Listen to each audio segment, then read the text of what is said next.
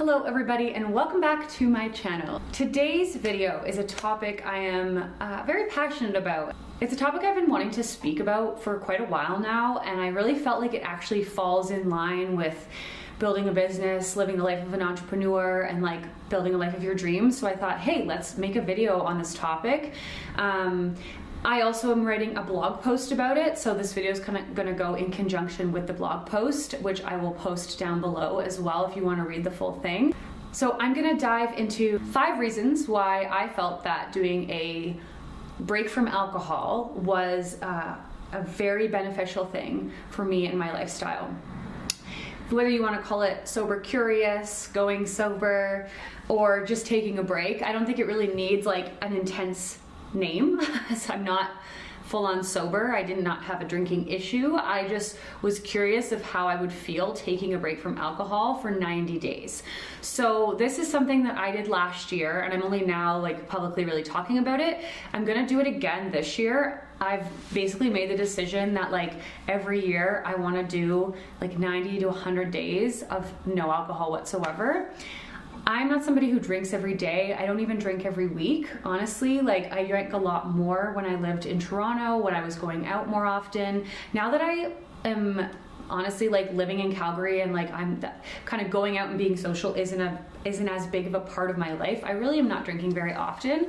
But I'm noticing more and more as I get older that when I do drink, I feel the effects a lot more. And there's definitely been times in my life where alcohol has hindered my routine, my mental health, my wellness, even relationships with friends. I definitely am someone who likes to have a good time. I like to go out and have fun, and I enjoy having drinks socially.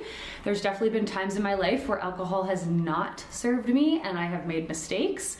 And so that's what sparked wanting to do the 90 days of just, because I'd never really, like since high school, I don't think I'd really done a period where I had not had any alcohol in that amount of time. And so I also find a lot of the resources out there nowadays are very focused on people who had like a binge drinking problem or like people who drank constantly. And so I find that very unrelatable. Like my situation wasn't this like dire strait where I needed to like get help ASAP.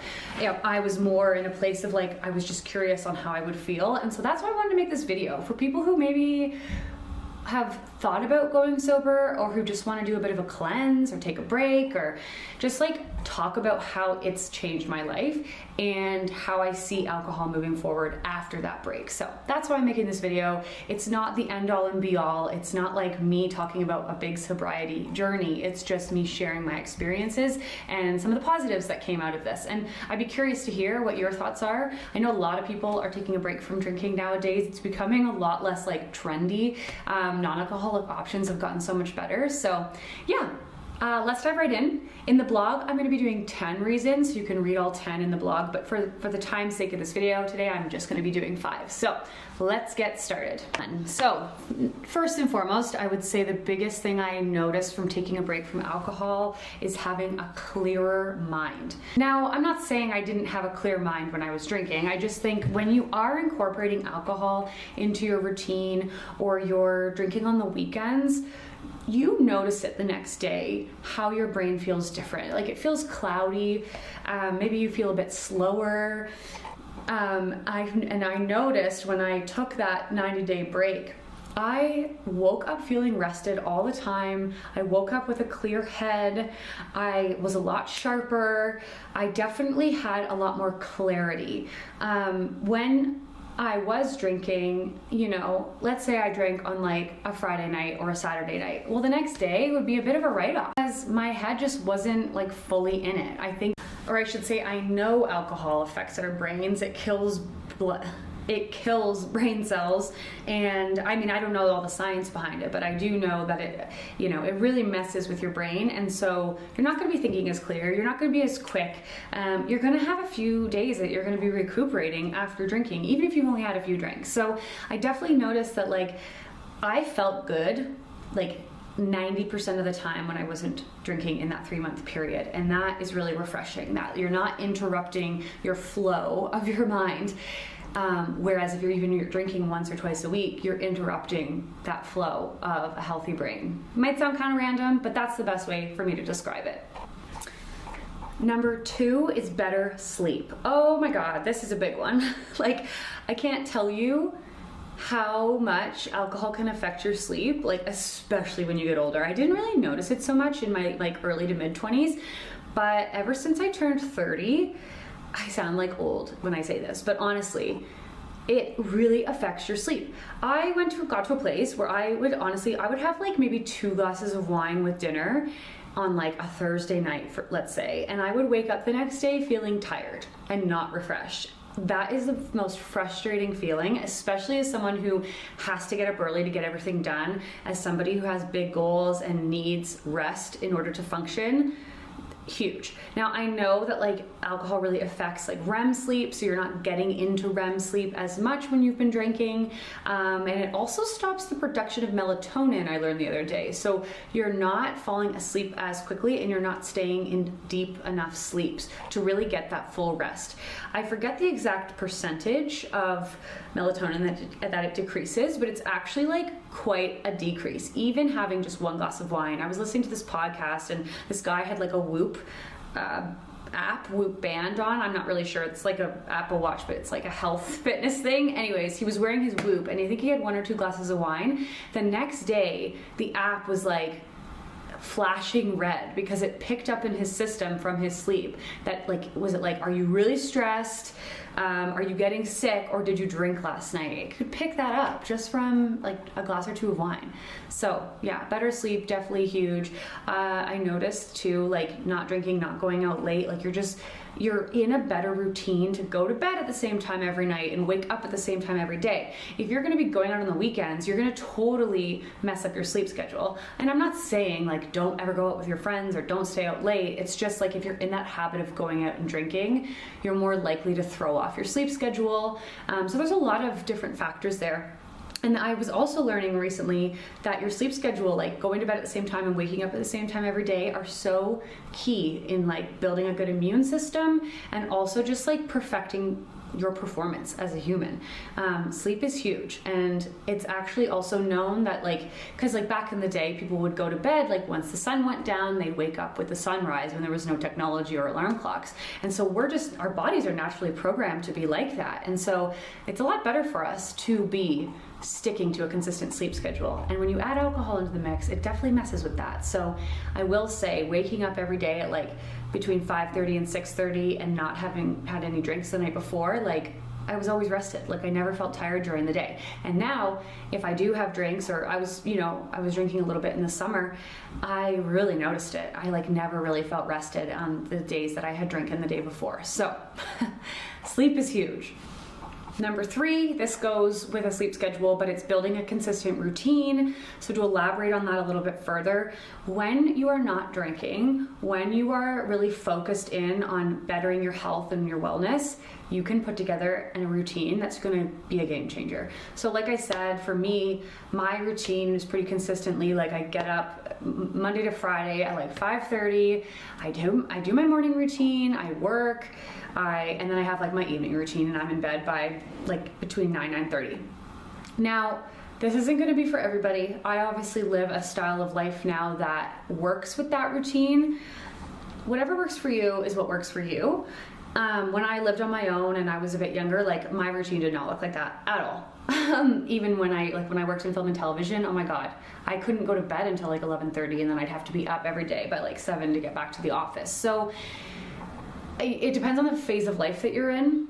But I find without having drinks or having that like interruption of having a hangover or like feeling groggy because I went out drinking the night before, it allows me to stick to my routine a lot better.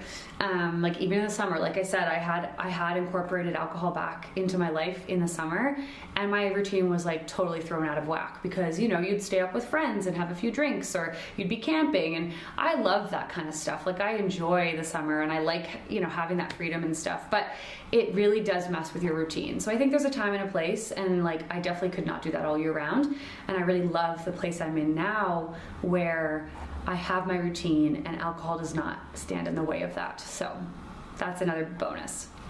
Number 4 is a stronger relationships with those you love. So, I mean, this one is a no-brainer. There's so many stories out there of people whose lives have been ruined by alcohol in their family.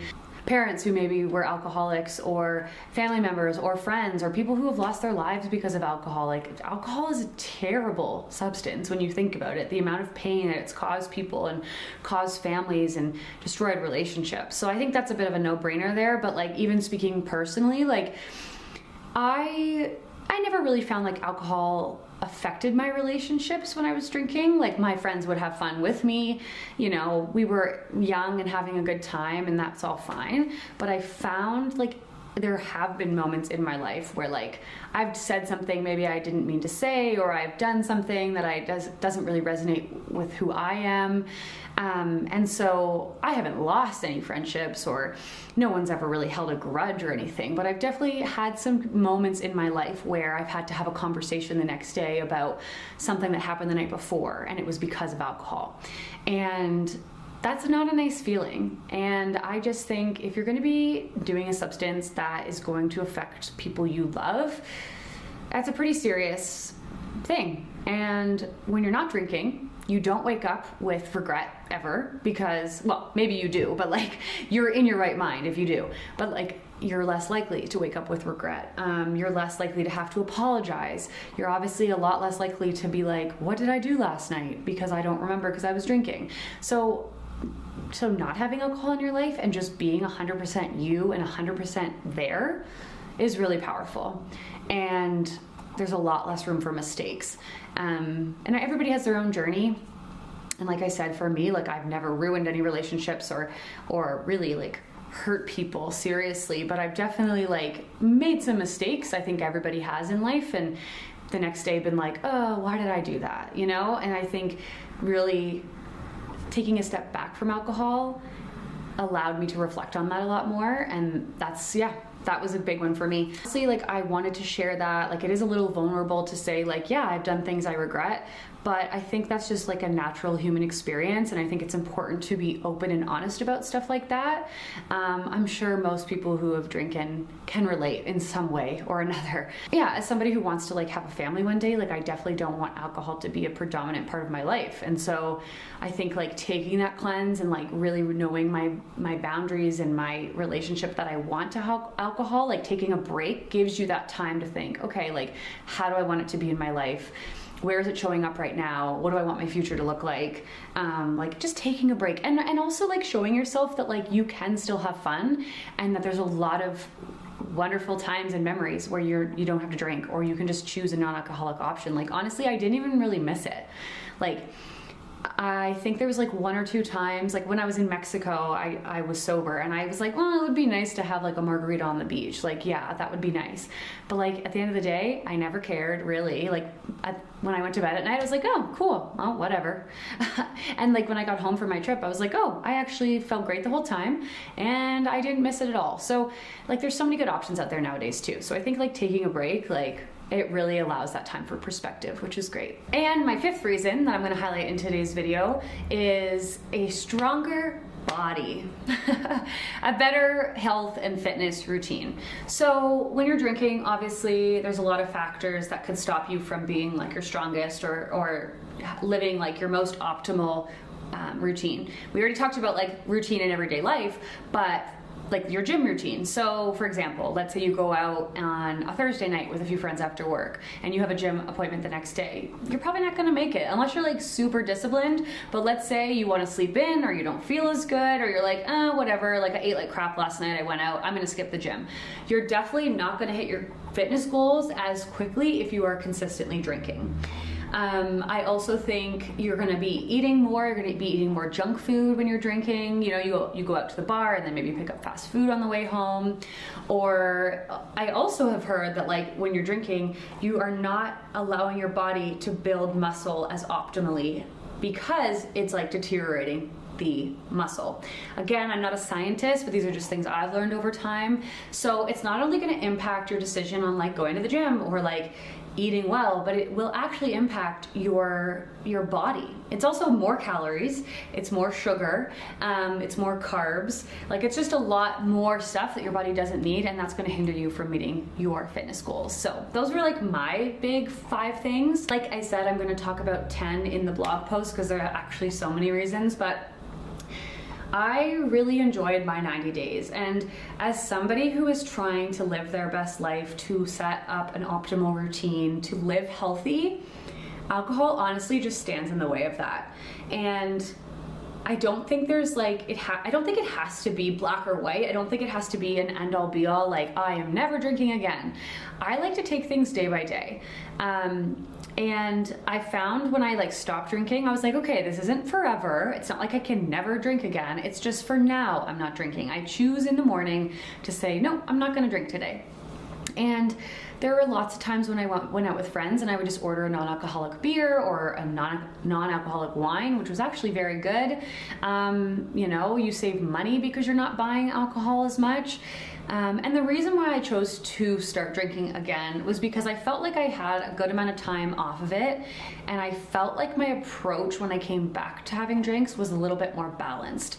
I rarely overdrink anymore.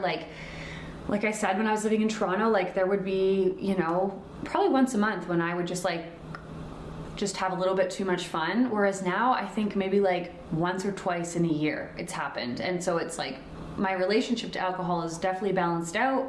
And I think that just naturally happens when you get older, but I feel better for it. And I like that it doesn't really impact my life. And I liked that I now have like more balance with it. And so if I like have a glass of wine with a friend, like that's it, great. I had a glass of wine, maybe 2, and then I want to go home and I want to go to bed.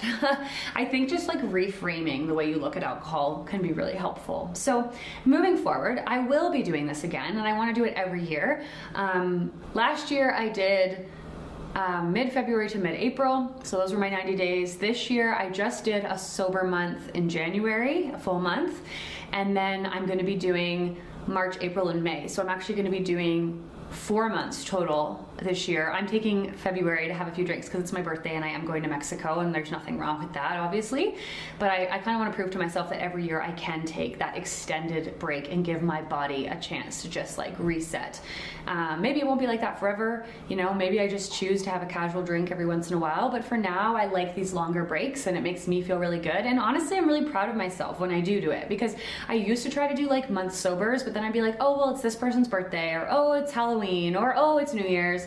And I would always be like, well, I want to have a celebratory drink. But then after I did the 90 days, I was like, oh, it's actually not a big deal if you don't have a drink. So it proved to me that it's pretty easy and possible. And if you are somebody who is like struggling with it more seriously, there's no shame in that. Like getting help, there's a lot of resources out there. So definitely be open about it, talk about it. If you want to comment down below your journey with alcohol, how it's impacted your life, and if you've taken a break, how that's impacted your life, I'd be curious to hear.